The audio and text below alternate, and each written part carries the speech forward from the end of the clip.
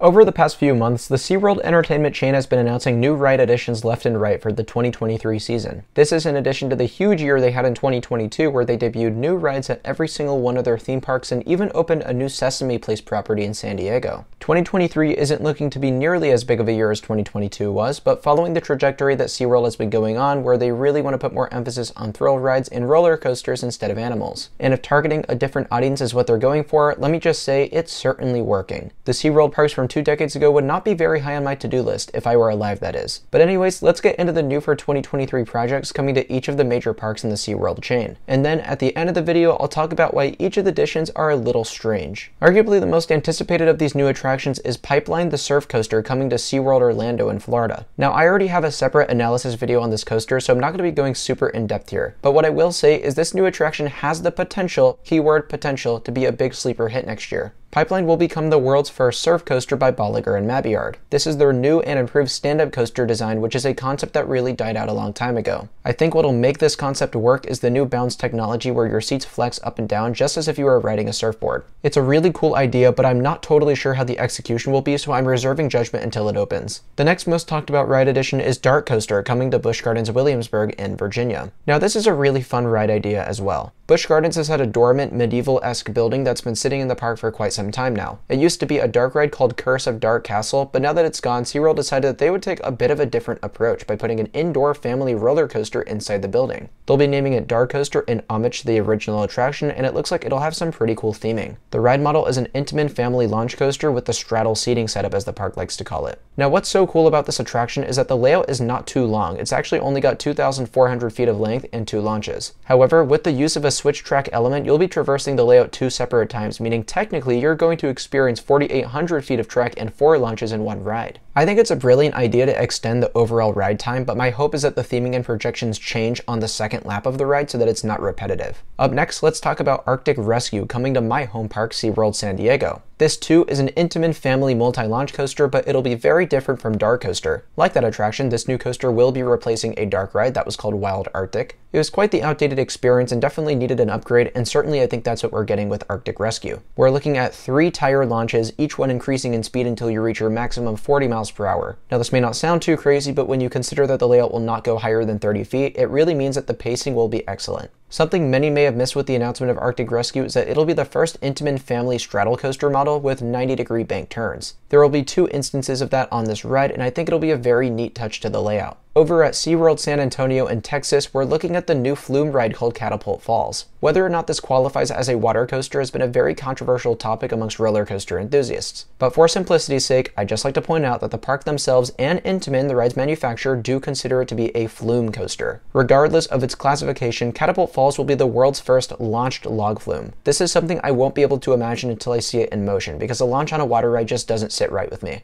This ride will also feature a spiral elevator lift hill and the steepest drop on a FLUME ride at 53 degrees, matching Chiapas' record at Phantasialand in Germany. The last new ride addition is Serengeti Flyer at Busch Gardens Tampa. This is an S&S Screamin' Swing flat ride and actually a really great fit for this park. I've always said Busch Gardens Tampa was in need of more flat rides, and this is certainly a step in the right direction. Serengeti Flyer will be the tallest and fastest ride of its kind, with arms that will swing up to 135 feet at its peak and travel at speeds of up to 68 miles per hour. For those of you unaware, these are the same statistics as the S&S Screamin' Swing that was just added to SeaWorld San Antonio this year, so it's my guess that this was some sort of package deal with S&S to add 2 of these rides across 2 seasons. But anyways, those are the 5 new SeaWorld attractions we're looking at for the 2023 season. Now, I want to address something that I don't think enough people are talking about, and that's the relevancy of each of these new rides. In other words, are these additions actually good fits at each of their respective parks? We'll start with the one exception, and that's Serengeti Flyer. I actually think this is a really good move for Busch Gardens Tampa, but ironically, the best fit in the chain next year is the only one that is not a coaster. Starting with Pipeline at SeaWorld Orlando, this is the park's 4th roller coaster by Bolliger and Mabillard. How many do you need? That makes this one of the highest amounts of B&Ms at any one amusement park in the world.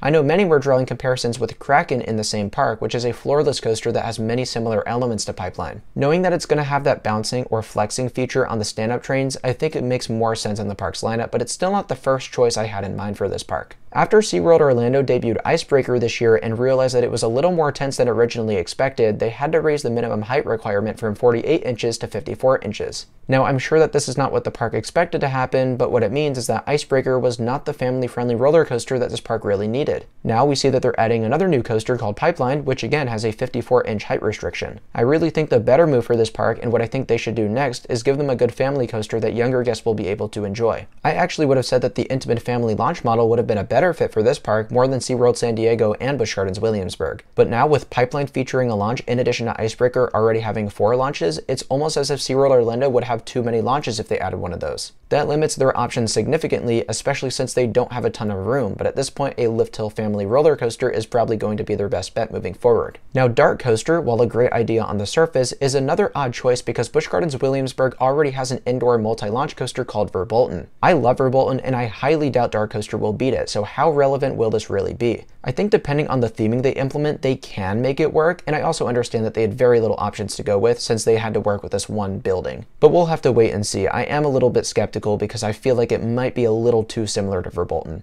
Arctic Rescue at SeaWorld San Diego is one that I don't understand even a little. The reason I'm not totally disappointed is because the Intimate Family multi-launch model is a major guilty pleasure of mine. But look deeper at the stats for this thing and tell me if it rings a bell. 2,800 feet long, 30 feet tall, 40 miles per hour. Does that sound familiar to you? Well, if you look at Manta in the same park, that too is a family multi-launch coaster with a length of 2,800 feet, max height of 30 feet, and max speed just 3 miles per hour faster than Arctic Rescue at 43. The only noticeable difference from an outsider's perspective is the motorbike straddle seating, making this a very bizarre addition to this park. Even more strange, it's to my knowledge that this section of the park is the only area where they can build coasters over 30 feet high up to 160 feet total. They used this to their advantage when they were building Emperor, but if you look at what's being built right next to it, it's Arctic Rescue at just 30 feet tall. SeaWorld San Diego is a very landlocked park, and it's appalling to me that they throw away possibly one of their last remaining opportunities to build over 30 feet for a coaster that mirrors much of the same stats as Manta. I know it sounds crazy that a park like SeaWorld San Diego would consider building a coaster this intense and expensive, but I firmly believe that a more intense Intamin launch coaster like Maverick at Cedar Point would have made so much more sense in this plot. Lastly, taking a look at Catapult Falls at SeaWorld San Antonio, we have a water ride where people can't seem to decide if it counts as a roller coaster or not. This is exactly the same conversation many seem to have with Journey to Atlantis in the same park. That is the least roller coaster-like Atlantis ride in the SeaWorld chain because it only has that one backwards coaster dip.